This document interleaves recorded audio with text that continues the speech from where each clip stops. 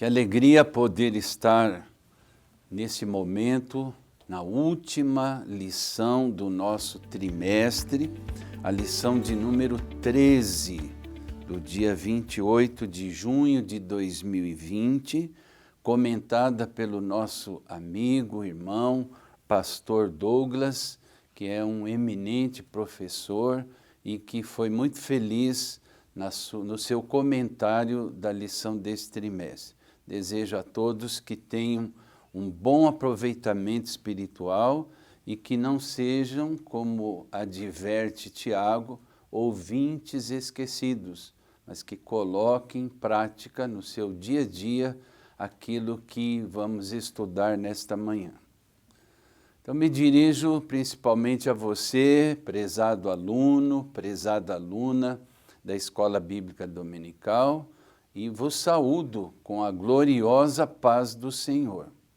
Na aula de hoje, nós vamos tratar sobre a realidade da batalha espiritual, a importância do preparo espiritual do crente para essa batalha, também a necessidade de conhecer o campo da batalha espiritual.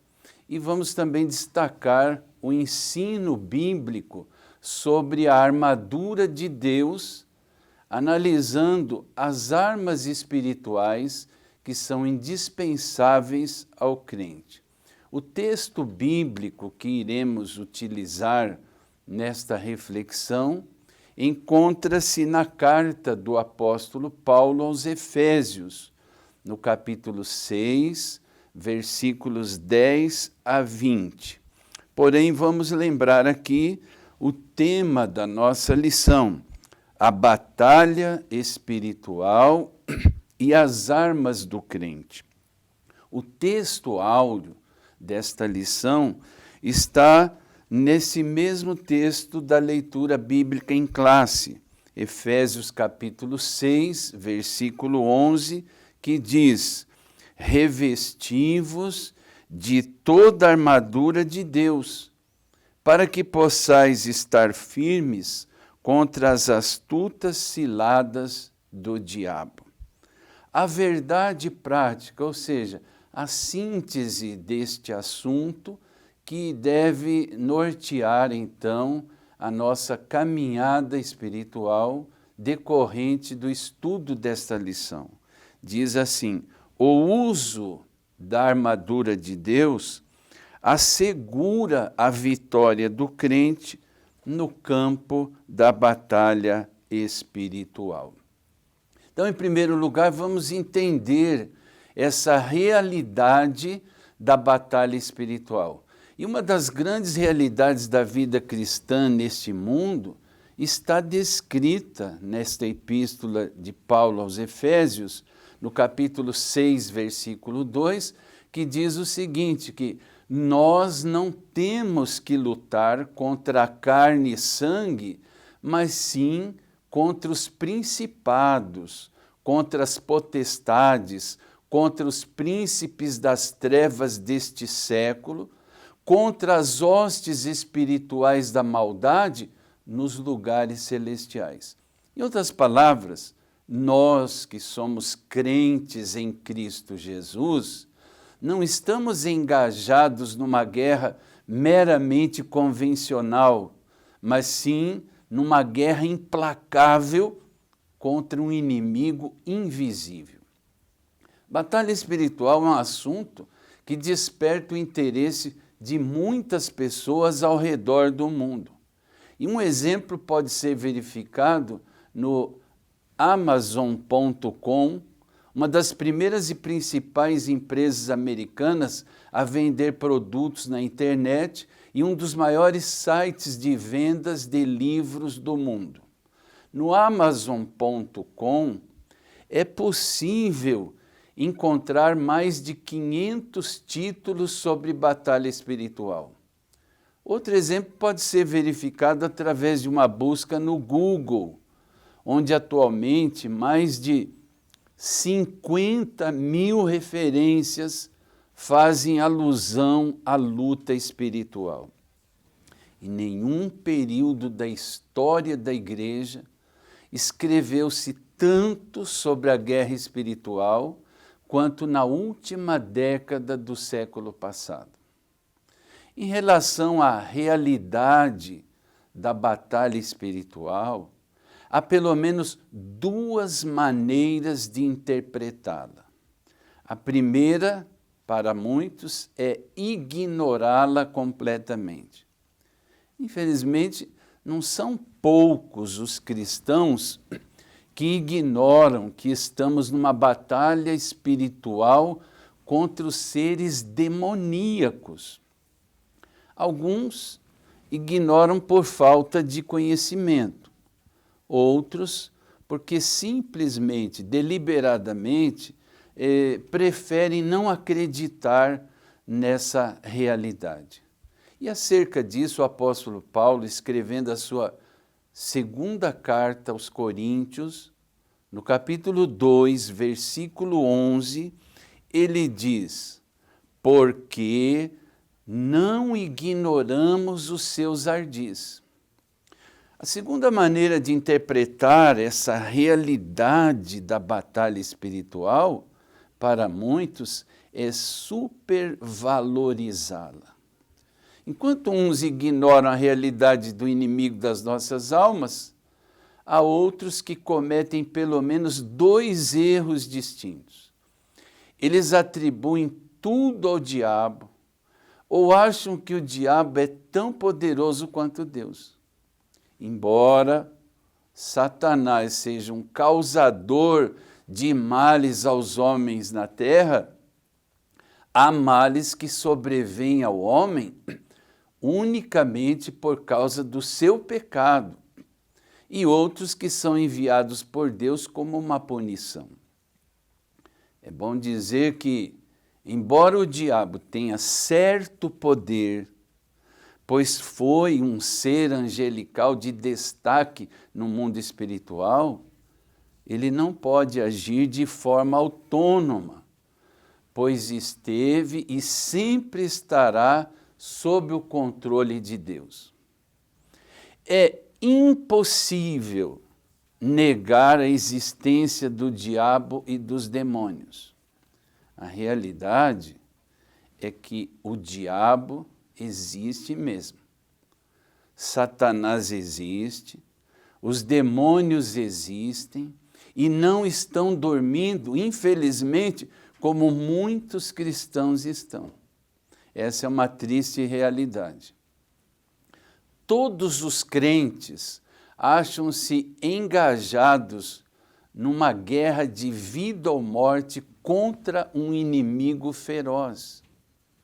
Essa guerra está sendo travada e todos nós estamos envolvidos nela, nas 24 horas do dia, nos 7 dias da semana, nos 30 dias do mês e nos 365 dias do ano, lembrando que este ano 2020, 366 dias, porque estamos no ano bissexto, estamos engajados nessa batalha espiritual, quer tenhamos consciência disso ou não.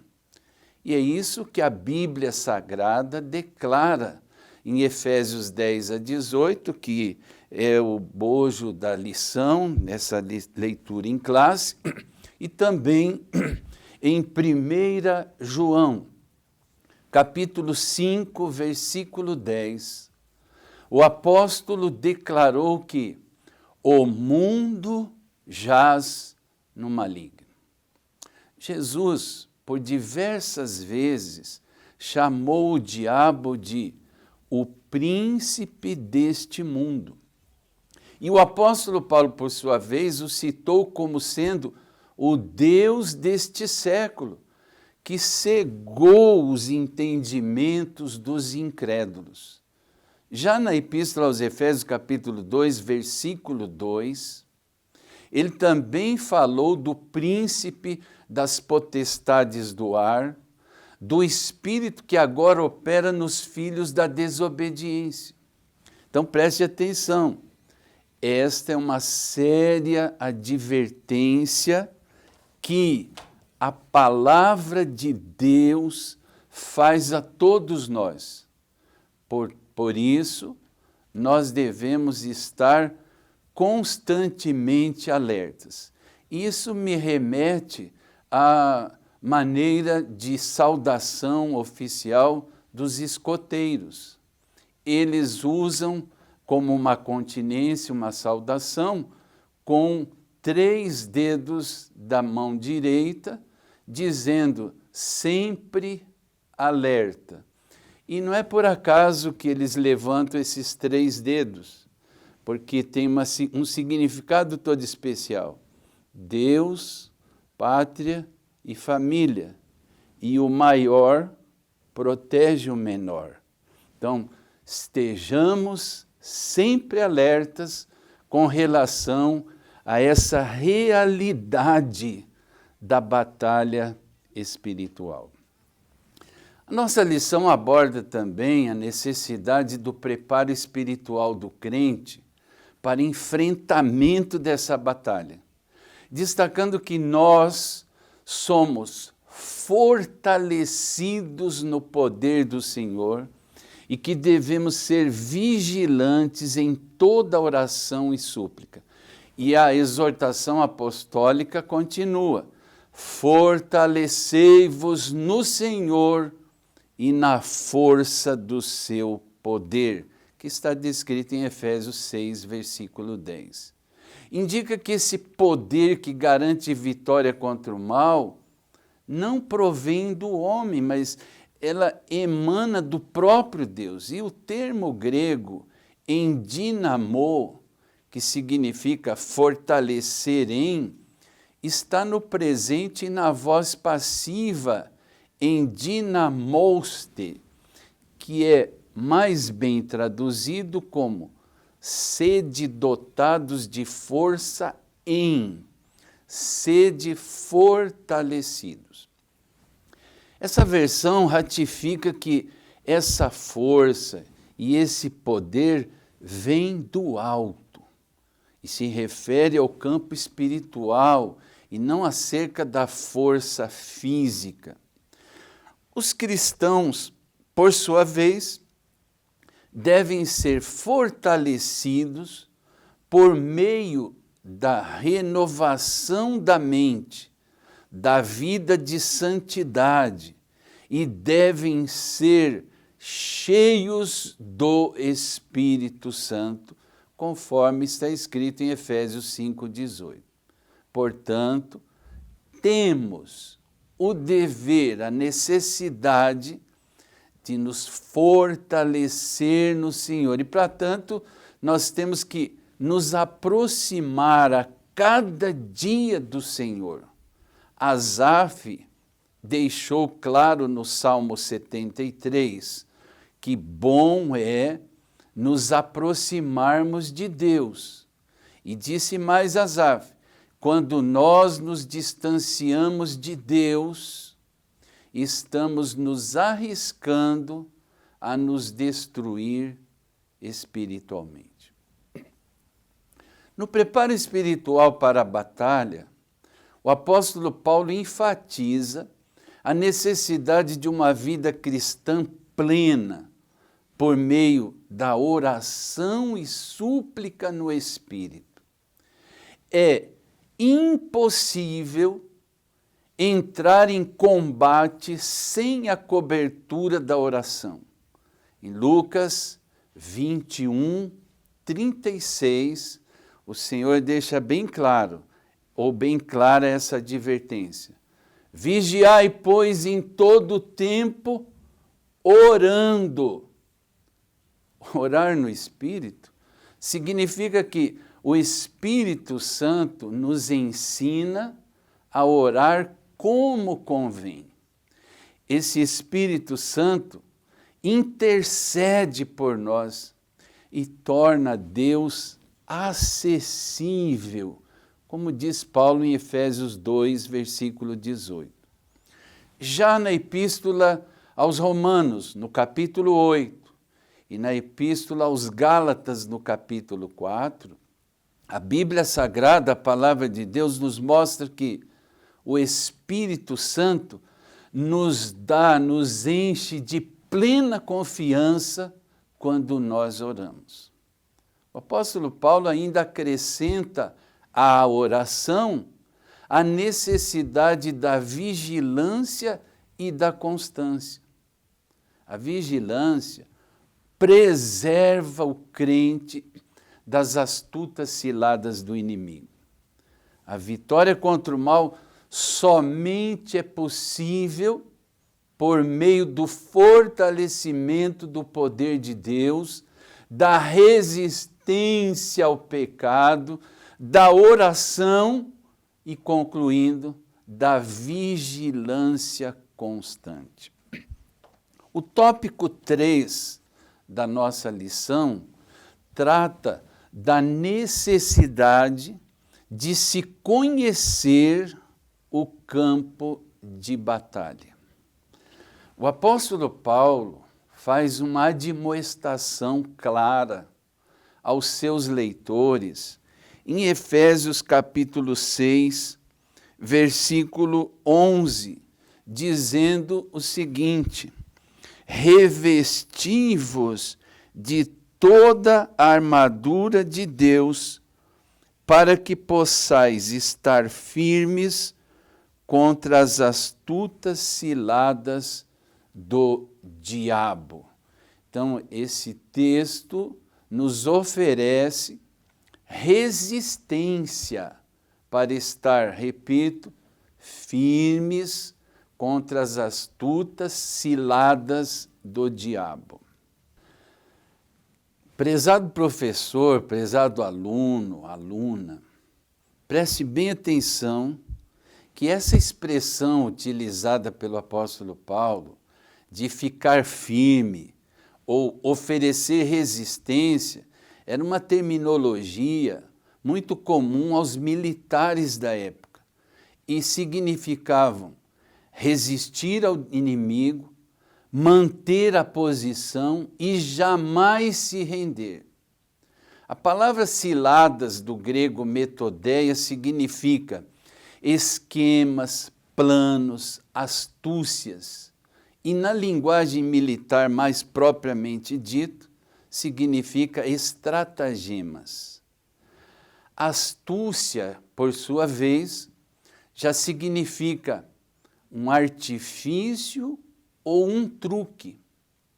Já o substantivo astuto indica conduta sem escrúpulos. As ciladas são constituídas de armadilhas perversamente articuladas pelo reino das trevas. Nelas estão inclusas as múltiplas tentações, a incredulidade, o pecado em geral e a conformidade com o relativismo moral. Somente os crentes espirituais e amadurecidos na fé é que recebem capacidade para discernir os ardis de Satanás, conforme está escrito na Epístola aos Hebreus, capítulo 5, versículos 13 e 14. Voltando ao texto principal da nossa lição, mais propriamente em Efésios capítulo 6, versículo 12, o apóstolo Paulo salienta que o conflito não é contra a carne e sangue. Bem, precisamos entender que a expressão carne e sangue diz respeito à pessoa humana, ou seja, a luta não é natural contra homens frágeis, mas a luta é contra uma hoste de espíritos malignos, tendo o diabo como maioral destas hostes espirituais da maldade. Paulo menciona a existência de 4 categorias entre as hostes de Satanás que governam as trevas e opõem-se radicalmente a todos os crentes e à igreja do Senhor. os quais se constituem níveis de autoridade na hierarquia satânica, a saber, principados, potestades, príncipes das trevas deste século e hostes espirituais da maldade. A primeira categoria é a dos principados. Na Bíblia, o termo principado significa um território dominado por um príncipe, ou seja, trata-se de espíritos malignos poderosos que mantêm os territórios que lhes foram confiados.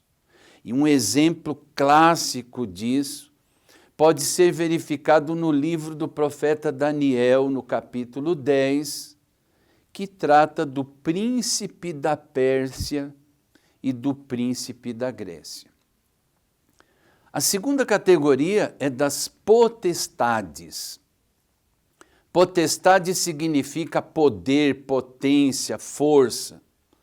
Referem-se às potestades àqueles espíritos malignos, poderosos, que receberam autoridade de Satanás para presidir sobre todas as estruturas pecadoras do mundo.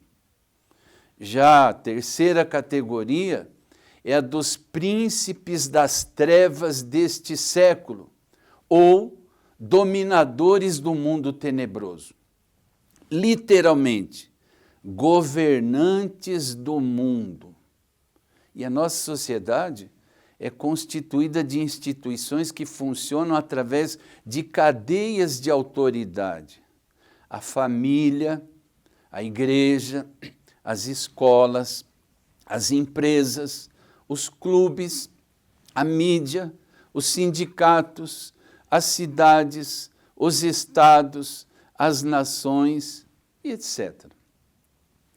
Satanás designa os espíritos malignos para atacar essas estruturas das instituições e assumirem o comando das mesmas para dominar o mundo por intermédio delas. E a quarta e última categoria se refere às hostes espirituais da maldade. A palavra hoste aponta para a ideia de tropa, de corpo de tropas, ou um exército em campanha. No grego significa seres espirituais malignos ou forças do mal. E elas agem com a finalidade de resistir às orações da igreja. Preste bem atenção para que na sua próxima oração você esteja bem atento, porque essa última categoria ela poderá entrar em ação a fim de que as suas orações não cheguem no destino certo que a Bíblia chama de trono da graça. Mas elas também agem para produzir desânimo, desinteresse nas vidas dos crentes.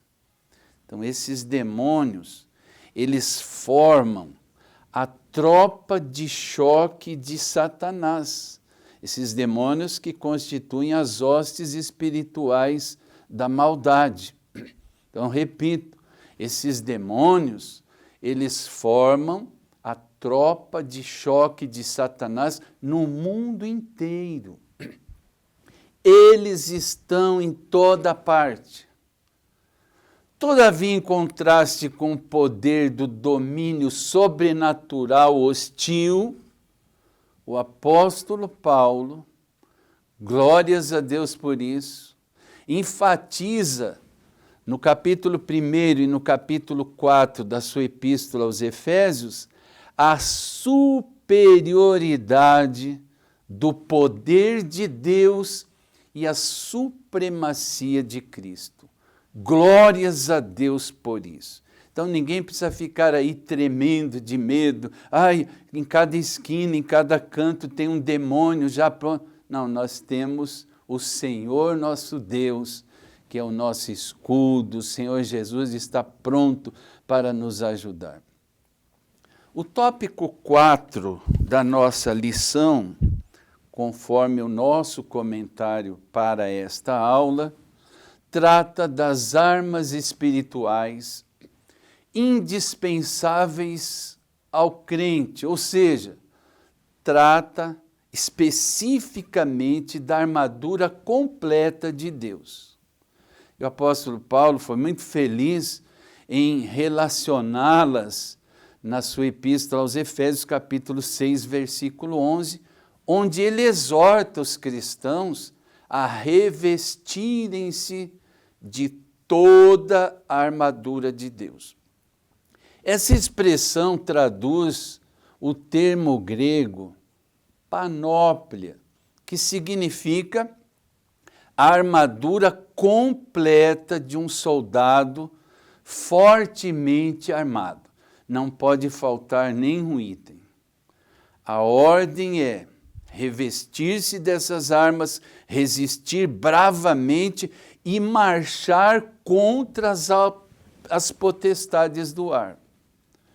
Já revestir-se significa estar vestido com, sinalizando que os crentes devem vestir a armadura continuamente, em todo o tempo. E no capítulo 6, versículo 13 da nossa leitura em classe, diz que, portanto, nós devemos tomar toda a armadura de Deus para que possamos resistir no dia mau e, havendo feito tudo, ficar firmes. Essa expressão tomai, ela aponta para o sentido de estender a mão e vesti-la de modo resoluto para não ficar totalmente desprotegida diante do ataque mais rigoroso do inimigo. Já o dia mau se refere àqueles momentos, sabe, quando o ataque do inimigo aumenta de intensidade contra nós e contra a igreja. Ele diz respeito ao tempo entre a primeira e a segunda vinda de Cristo, principalmente nestes últimos dias da igreja na terra. Essa armadura de Deus é composta pelo cinto da verdade, a couraça da justiça, os calçados do evangelho da paz, o escudo da fé, o capacete da salvação e principalmente a espada do Espírito. O cinto é o elemento da armadura que aponta para a verdade. Em Mateus 5,37 fala sobre a verdade, sobre a sinceridade, sobre a integridade. E em João 8,44, Satanás já é descrito como mentiroso e pai da mentira. Mas, por sua vez, o cristão cuja vida é controlada pela verdade terá perfeitas condições de derrotar esse inimigo. No capítulo 6, versículo 14 da nossa lição, na primeira parte do versículo, o apóstolo Paulo adverte que devemos estar, pois, firmes, tendo cingido os nossos lombos com a verdade. E a couraça? A couraça é o elemento que aponta para a justiça. Em Romanos 3, 21, Paulo fala sobre a justiça, sobre a santificação. E essa palavra couraça vem do grego tórax. Couraça é uma armadura defensiva, ou seja, um colete de aço para a proteção do tórax e das costas do combatente, onde ficam os órgãos vitais, como o coração, o pulmão. Uma couraça, ela protegia um guerreiro contra um golpe fatal, contra estes órgãos importantes, como o coração e os pulmões. Nesse texto da nossa lição, no capítulo 6, versículo 14, na segunda parte do versículo, Paulo adverte que devemos estar vestidos da couraça da justiça. O peitoral era composto de duas partes chamadas asas. A primeira cobria a região inteira do corpo, a parte frontal do tórax, e a outra cobria a parte das costas. Um dos órgãos que o inimigo mais ataca é o nosso coração. Por isso, a palavra de Deus nos diz que nós devemos guardar o nosso coração, porque dele procedem as fontes da vida, conforme nós verificamos em Mateus 6, 21 e Marcos 12, 30. Amados, não guardar o coração pode gerar marcas e sequelas, conforme diz o Salmo 119, verso 11, que tem uma recomendação fantástica. O salmista disse o seguinte: escondi a tua palavra no meu coração, para não pecar contra ti. Um antídoto, uma vacina eficaz contra o pecado. Os calçados, por sua vez, são os elementos que apontam para o testemunho do Evangelho, o testemunho da nossa fé. O Salmo 37, verso 23, e Mateus 5, 9 falam claramente do nosso testemunho. As chamadas grevas, que eram os calçados como botas que protegiam os soldados do joelho para baixo. Os pés, nós sabemos que se constituem a base do nosso corpo e que nos dão sustento e levam o corpo ao seu destino. E isso fala sobre os lugares por onde andamos. Os soldados romanos usavam sandálias com cravos na sola para dar mais apoio aos pés durante a batalha, a fim de resistir e de permanecerem inabaláveis. Quando a Bíblia fala calçar os pés com a preparação do Evangelho da paz, ela quer dizer que devemos ir preparados, treinados, andando em santidade de vida.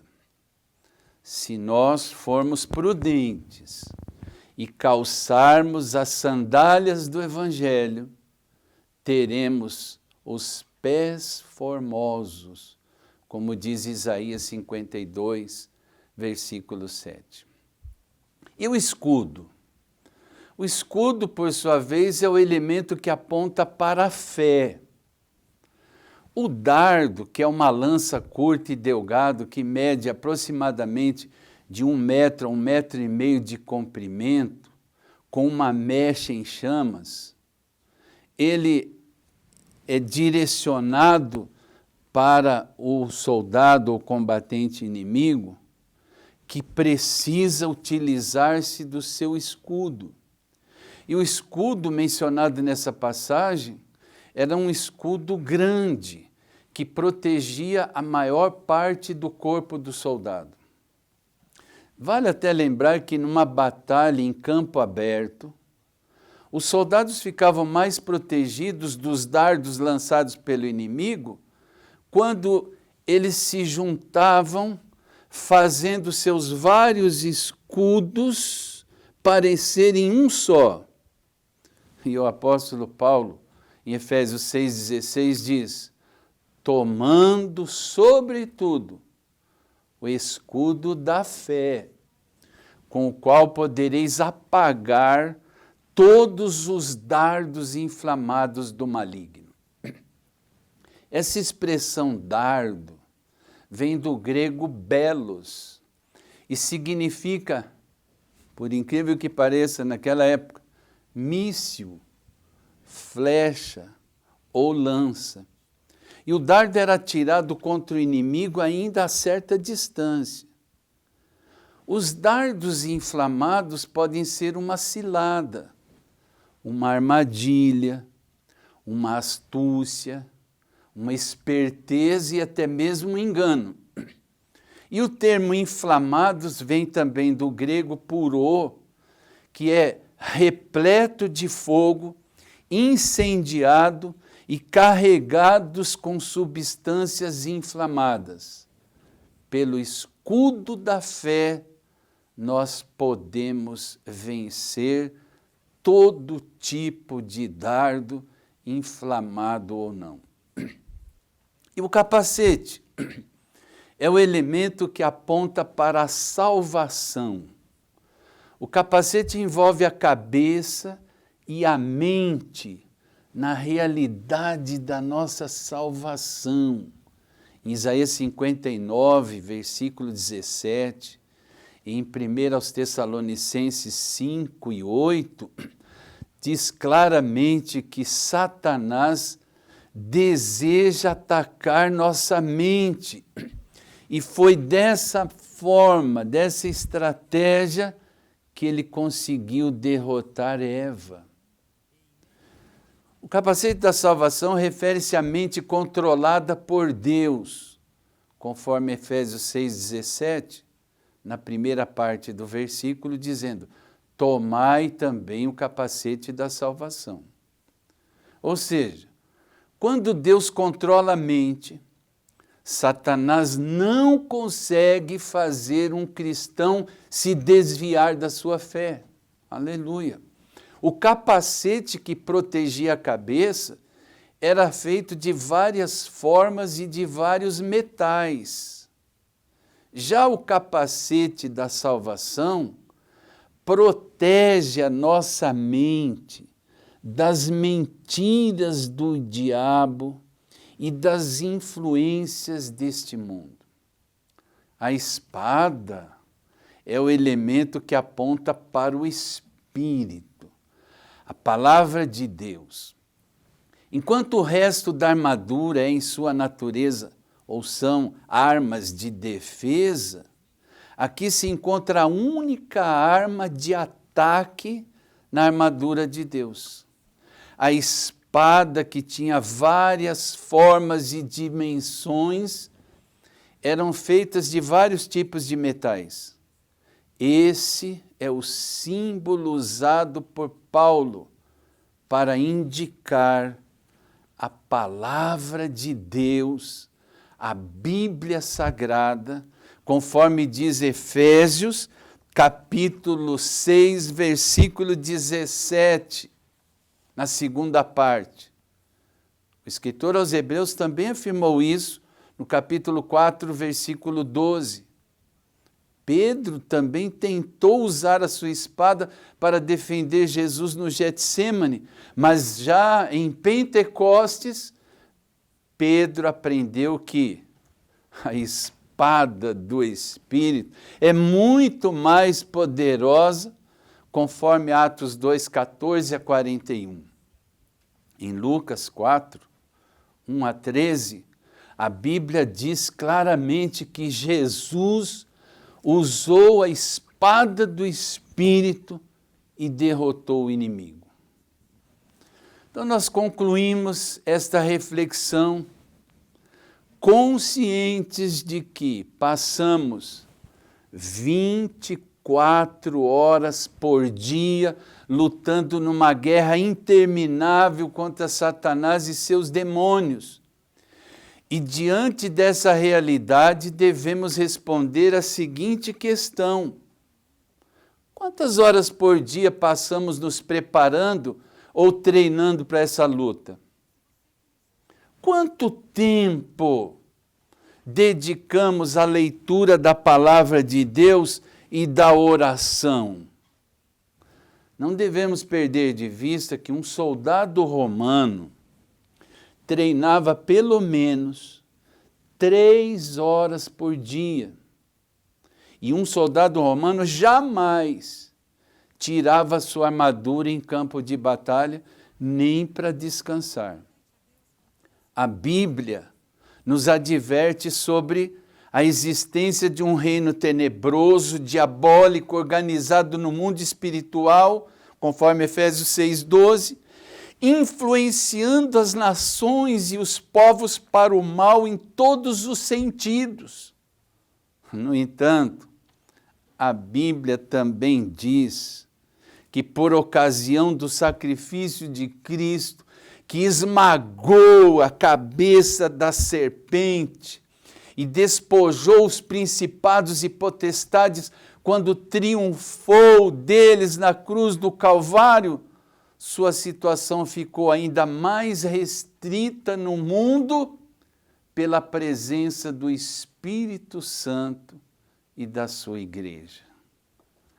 A esta igreja que nós pertencemos e que fazemos parte, pois somos membros do corpo de Cristo, a essa igreja, o Senhor Jesus concedeu poder e autoridade sobre os demônios e todo o poder do maligno, de forma que Jesus deixou claro em Mateus 16:18, as portas do inferno não prevalecerão contra ela. Aleluia! Que Deus se digne em te abençoar, querido professor, querido aluno, querida aluna, e que estejamos sempre atentos, vigilantes. E termino aqui lembrando do privilégio que tive quando tive que fazer o meu serviço à pátria, prestando o meu serviço inicial para o Exército Brasileiro. Tive a felicidade de servir no 1º Batalhão de Polícia do Exército, no Rio de Janeiro, conhecido pela sigla PE. E interessante que há um mote para quem serviu na PE, dizendo o seguinte: vigilandum est semper. Trazemos isso para o exército de Cristo, do qual pertencemos. Como soldados de Cristo, não nos esquecemos de vigiar sempre, não desanimar, pois este é o segredo da nossa vitória. Boa aula e que Deus te abençoe.